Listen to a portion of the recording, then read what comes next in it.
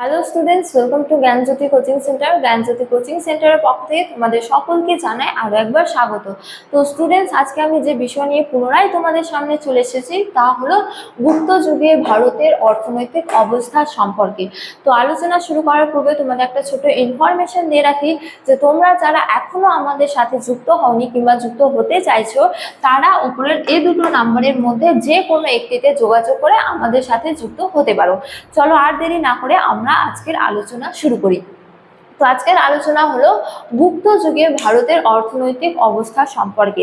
তো বলা যায় যে বিভিন্ন সাহিত্য, বিশেষ করে অমরকোষ এবং হর্ষচরিত গ্রন্থ থেকে আমরা গুপ্ত যুগের অর্থনৈতিক অবস্থা সম্পর্কে জানতে পারি। তো প্রথমত আমরা আলোচনা করব কৃষি ব্যবস্থা নিয়ে। তো বলা যায় যে গুপ্ত যুগে অর্থনৈতিক ব্যবস্থার মূল ভিত্তি ছিল কৃষিকাজ, এবং বলা যায় যে বিভিন্ন সাহিত্য থেকে জানা যায় যে এই সময় সম্পদের মূল উৎস ছিল কৃষিকাজ এবং পশুপালন। এছাড়া বলা যায় যে এই সময় রাষ্ট্রীয় কর্তৃক কৃষি উন্নতিতে উদ্যোগ প্রদান করা হতো। যেমন বলা যায় যে কোনো একজন ব্যক্তি যদি নিজ প্রচেষ্টায় অনাবাদি জমিকে আবাদি জমিতে পরিণত করত, তাহলে তাকে পুরস্কৃত করা হতো এবং সেই ব্যক্তি সেই জমির মালিকানাও ভোগ করত। এছাড়া বলা যায় যে গুপ্ত যুগে কোনো একজন ব্যক্তি যদি অনাবাদি বনভূমি জমিকে উদ্ধার করে সেই জমিকে চাষযোগ্য করে তুলত এবং সেই জমিতে জলসেচের ব্যবস্থা করত, ফলে সেই ব্যক্তি যতক্ষণ না পর্যন্ত সেই জমি থেকে দ্বিগুণ মুনাফা অর্জন করত, ততক্ষণ পর্যন্ত তার কাছ থেকে কোনো রকম কর প্রদান করা হতো না। এছাড়া বলা যায় যে এই সময় কোনো ব্যক্তি যদি কৃষিকাজে বাধা সৃষ্টি করত, তাহলে তাকে কিন্তু কঠোর শাস্তি প্রদান করা হতো। তো এই সময় উৎপাদিত ফসলের মধ্যে উল্লেখযোগ্য হলো ধান, গম, যব, তিল, তৈলবীজ, ঠিক আছে, ইত্যাদি কিন্তু উৎপাদিত হতো এ সময়। এরপর হলো হচ্ছে যে শিল্প। তো গুপ্ত যুগে কৃষিকাজের পাশাপাশি বহু নানা শিল্প গড়ে উঠেছিল।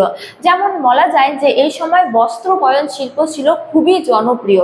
এছাড়া বলা যায় যে এই সময় ভারতের সুতি, রেশম, পশম, তারপরে হলো হচ্ছে যে সিল্কের কিন্তু খুবই জনপ্রিয় ছিল, বা দেশ বিদেশে এই সুতি, রেশম, পশম, সিল্কের কিন্তু যথেষ্ট চাহিদা ছিল। এছাড়া বলা যায় যে এই সময় কারিগরেরা চর্মশিল্পে বিশেষ দক্ষতা অর্জন করেছিল। এছাড়া বলা যায় যে এই সময় ধাতু শিল্প কিন্তু আরো জনপ্রিয় হয়ে উঠেছিল।